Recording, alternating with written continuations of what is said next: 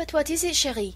said little Suzanne, now genuinely alarmed, for Marguerite's colour had become dull and ashen. "Are you ill, Marguerite? What is it?" "Nothing, nothing, child," she murmured, as in a dream. "Wait a moment. Let me think.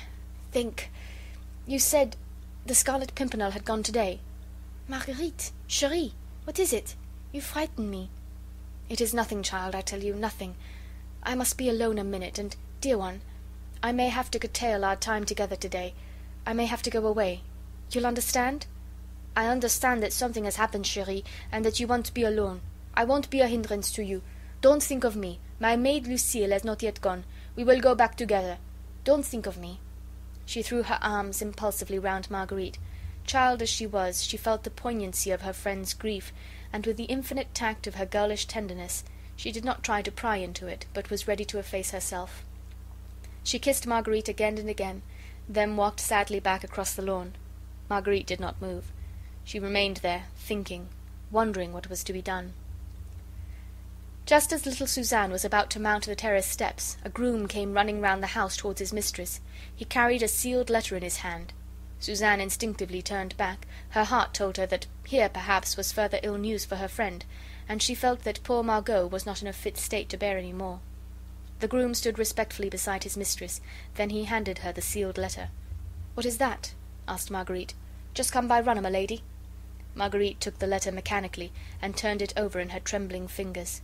"Who sent it?" she said. "The runner said, my lady," replied the groom, "that his orders were to deliver this, and that your ladyship would understand from whom it came." Marguerite tore open the envelope. Already her instinct told her what it contained, and her eyes only glanced at it mechanically.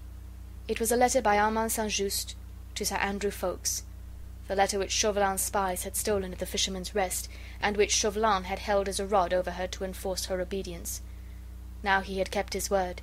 He had sent her back St. Just's compromising letter, for he was on the track of the Scarlet Pimpernel. Marguerite's senses reeled. Her very soul seemed to be leaving her body. She tottered, and would have fallen but for Suzanne's arm around her waist. With superhuman effort she regained control over herself. There was yet much to be done. "Bring that runner here to me," she said to the servant with much calm. "He has not gone." "No, my lady." The groom went, and Marguerite turned to Suzanne. "And you, child, run within. Tell Lucille to get ready. I fear that I must send you home, child. And, stay, tell one of the maids to prepare a travelling dress and cloak for me." Suzanne made no reply. She kissed Marguerite tenderly, and obeyed without a word. The child was overawed by the terrible, nameless misery in her friend's face.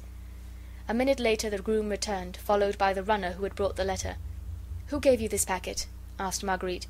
"A gentleman, my lady," replied the man, "at the Rose and Thistle Inn, opposite Charing Cross. He said you would understand." "At the Rose and Thistle? What was he doing?" "He was waiting for the coach, your ladyship, which he had ordered." "The coach?" "Yes, my lady, a special coach he had ordered. I understood from his man that he was posting straight to Dover."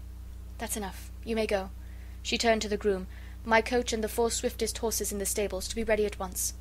The groom and runner both went quickly off to obey. Marguerite remained standing for a moment on the lawn, quite alone. Her graceful figure was as rigid as a statue. Her eyes were fixed. Her hands were tightly clasped across her breast. Her lips moved as they murmured with pathetic, heart-breaking persistence, "What's to be done? What's to be done? Where to find him? Oh, God, grant me light." But this was not the moment for remorse and despair. She had done, unwittingly, an awful and terrible thing, the very worst crime, in her eyes, that woman ever committed. She saw it in all its horror. Her very blindness in not having guessed her husband's secret seemed now to her another deadly sin. She ought to have known. She ought to have known. How could she imagine that a man who could love with so much intensity as Percy Blakeney had loved her from the first, how could such a man be the brainless idiot he chose to appear? She, at least, ought to have known that he was wearing a mask, and having found that out, she ought to have torn it from his face whenever they were alone together. Her love for him had been paltry and weak, easily crushed by her own pride, and she too had worn a mask in assuming a contempt for him, whilst, as a matter of fact, she completely misunderstood him. But there was no time now to go over the past. By her own blindness she had sinned. Now she must repay, not by empty remorse, but by prompt and useful action. Percy had started for Calais, utterly unconscious of the fact that his most relentless enemy was on his heels. He had set sail early that morning from London Bridge. Provided he had a favourable wind, he would no doubt be in France within 24 hours. No doubt he had reckoned on the wind and chosen this route. Chauvelin, on the other hand, would post to Dover, charter a vessel there, and undoubtedly reach Calais much about the same time. Once in Calais, Percy would meet all those who were eagerly waiting for the noble and brave Scarlet Pimpernel, who had come to rescue them from horrible and unmerited death. With Chauvelin's eyes now fixed upon his every movement, Percy would thus not only be endangering his own life, but that of Suzanne's father, the old Comte de Tournay, and of those other fugitives who were waiting for him and trusting in him. There was also Armand, who had gone to meet de Tournay, secure in the knowledge that the Scarlet Pimpernel was watching over his safety. All these lives, and that of her husband, lay in Marguerite's hands. These she must save, if human pluck and ingenuity were equal to the task. Unfortunately, she could not do all this quite alone. Once in Calais, she would not know where to find her husband, whilst Chauvelin, in stealing the papers at Dover, had obtained the whole itinerary. Above everything, she wished to warn Percy. She knew enough about him by now to understand that he would never abandon those who trusted in him, that he would not turn his back from danger and leave the Comte de Tournay to fall into the bloodthirsty hands that knew of no mercy. But if he were warned, he might form new plans, be more wary, more prudent. Unconsciously he might fall into a cunning trap, but once warned, he might yet succeed.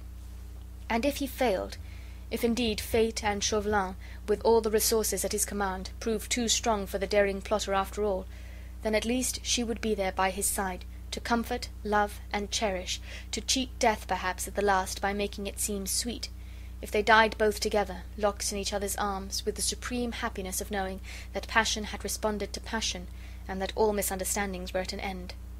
Her whole body stiffened as with a great and firm resolution. This she meant to do, if God gave her wits and strength. Her eyes lost their fixed look. They glowed with inward fire at the thought of meeting him again so soon, in the very midst of most deadly perils. They sparkled with the joy of sharing these dangers with him, of helping him perhaps, of being with him at the last, if she failed. The childlike sweet face had become hard and set, the curved mouth was closed tightly over her clenched teeth. She meant to do or die, with him and for his sake. A frown, which spoke of an iron will and unbending resolution, appeared between the two straight brows. Already her plans were formed. She would go and find Sir Andrew Ffoulkes first. He was Percy's best friend, and Marguerite remembered with a thrill with what blind enthusiasm the young man always spoke of his mysterious leader. He would help her where she needed help. Her coach was ready.